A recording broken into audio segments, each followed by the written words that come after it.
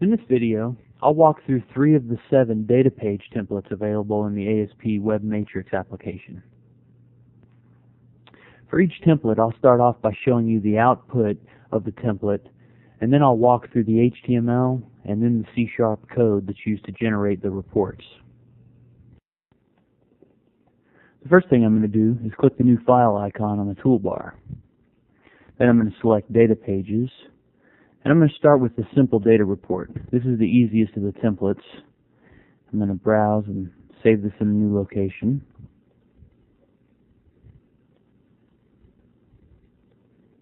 And create a new folder and call it Data Reports. And I'll rename this file to Simple Data Report. And click OK. The first thing I want to do is run this example so we can take a look at the output. I'm going to go to View and Start, and I'm going to go ahead and run this in the Web Matrix web server. So I'll just click Start here.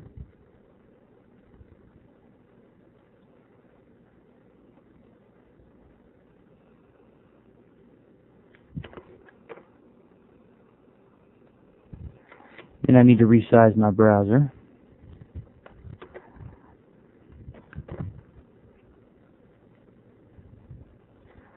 Okay. Now you see that the output from this report is just a very simple data grid. 5 columns, first name, last name, address, city, and state. There's a title. And it basically just binds the entire result set. So let me close the browser down and we can take a look at the code that created this.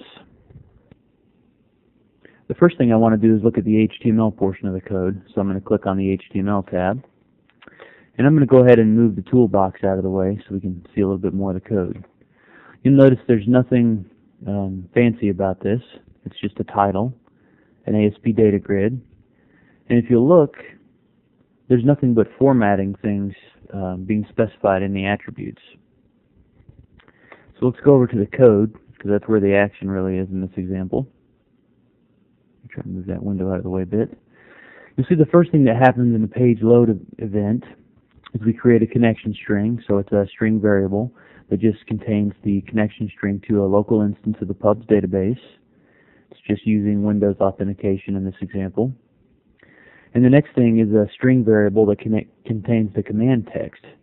So it just does exactly what you'd expect. It's going to select the last name, the first name, the address, and the city and state from the authors table in the pubs database. The next thing that happens is a SQL connection object is created by using the command text in the connection string. And from there, a SQL command object is created, and then the connection is opened. And then we're going to call the execute reader method on the SQL command object. That's going to return a SQL data reader. We're specifying the command behavior to be close connection. So basically what that's saying is that when the data reader is done and you close it, go ahead and close the connection to the database. And then we call the data bind method on the data grid, and that causes all the HTML to be rendered. The next template I want to look at is the filtered data report. I'm going to close this one. Go ahead and save my changes, and then click on the new file, Data Pages, and Filter Data Report. I'm going to go ahead and put it in the same directory, and I just need to rename the file, and we'll call it Filtered Data Report. And click OK. And just like the last one, I want to go ahead and run the example so you can see what the output looks like. So I'll go up to View and Start. And you'll see that by default, nothing is shown in the grid, nothing was selected. The default option in the drop-down box is All Authors, so if you click on Show Titles, it's going to bind a data grid with all the authors in it. We can filter the report by selecting an author's last name and Show Titles. This will just simply bind a smaller data grid that contains all of the titles that that particular author wrote. Let me go ahead and close this and we can take a look at the code. Let's look at the HTML first. You'll see that you just have a heading. There's a drop-down list, a button, and a data grid. And we'll scroll over here and you'll notice that once again there's nothing fancy about the attributes that are specified in the data grid. It's all just formatting at this point. The one thing that we do need to point out is that in the button control we specified an on-click event. We're going to call the event applyFilter_click. So we'll take a look at that event in a minute. Let me go ahead and switch to the code view. And the first thing we'll look at here is the page load event. This template starts off by using the page.isPostBack property. We're going to put all the logic for filling the drop-down box in here so that it doesn't get filled every time the page is loaded. By using the isPostBack property, it's only going to happen the first time the page is loaded, and not every time a button is clicked or an event is fired on the page. So you'll notice that the first two lines look very similar to the last example. We're going to start off with a connection string to the pubs database, and then we're going to start off with some command text. So it's just a simple select statement. We're going to select the author's last name from the authors table. Then it's going to create a SQL command object and a SQL connection object. And then in the drop-down list, we're going to specify a data text field as AU_L_name. So that's basically telling it, from the results that you get, I want you to display the field called AU_L_name. That corresponds to the author's last name. The next thing that happens is the connection is opened.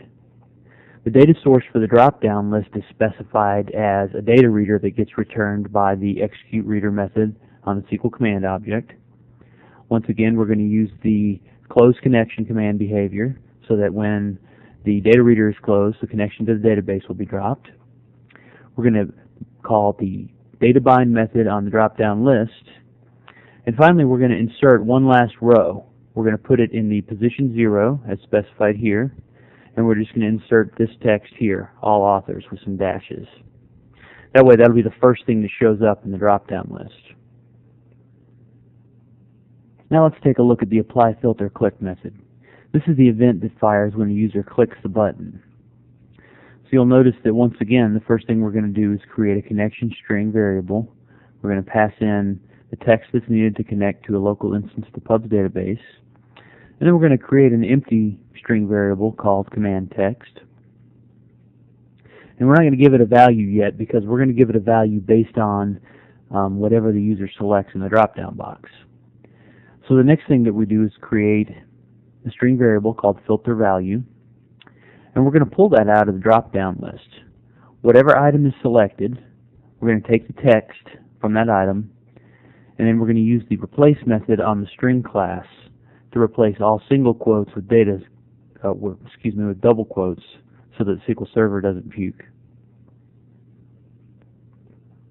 The next thing that happens is the command text variable is filled depending on the value of filterValue.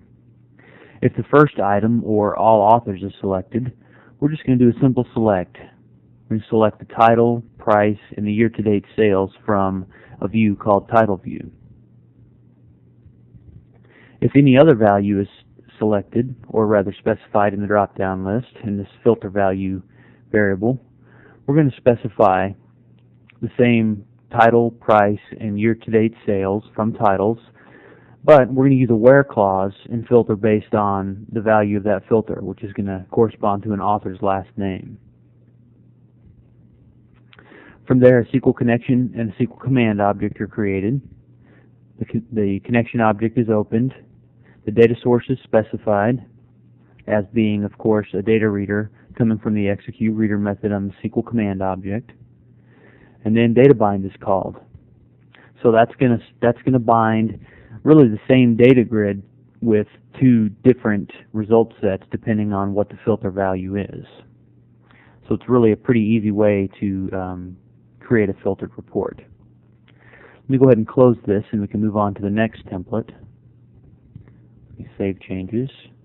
Click on the new file icon, data pages, I want to move down to the simple stored procedure. Let me go ahead and put this in the same spot. We'll name it simple stored proc and click OK. Now we'll go ahead and run this, and I want to point something out real quick. View start.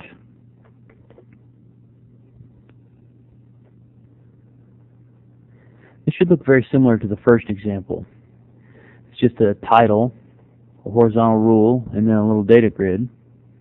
Got 5 columns, just a product name, a price, quantity, a discount, and then an extended price.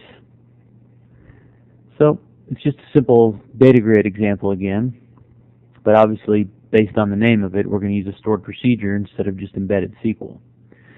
So once again, let's take a look at the HTML code first. And you'll notice that there's nothing fancy here. It's just a data grid. There's nothing being specified except for formatting. Let's go ahead and switch over to the code view, and we'll take a look at the page load event, since that's where everything happens. You'll see that we're going to create the same connection string. We're going to create command text, but instead of specifying an entire SQL statement here, we're going to specify the name of a stored procedure called cust_order_detail. From here, we're going to go on and create a SQL connection object and a SQL command object. The connection object and the command object are created the same way the initial example was.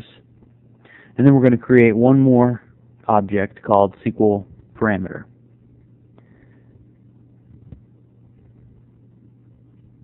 After specifying that the command type is going to be stored procedure instead of text, we're going to fill the parameters collection with a new parameter, and it's going to be used to specify an order ID.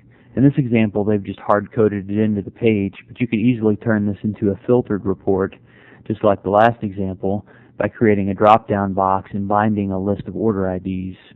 Then you could just simply fill in the value here instead of hard-coding the number in. From here, we're going to open the connection just like in the other examples. We're going to execute a SQL command object's execute reader method, and then we're going to call the data bind method. So it's a very simple example, just like the simple data report was.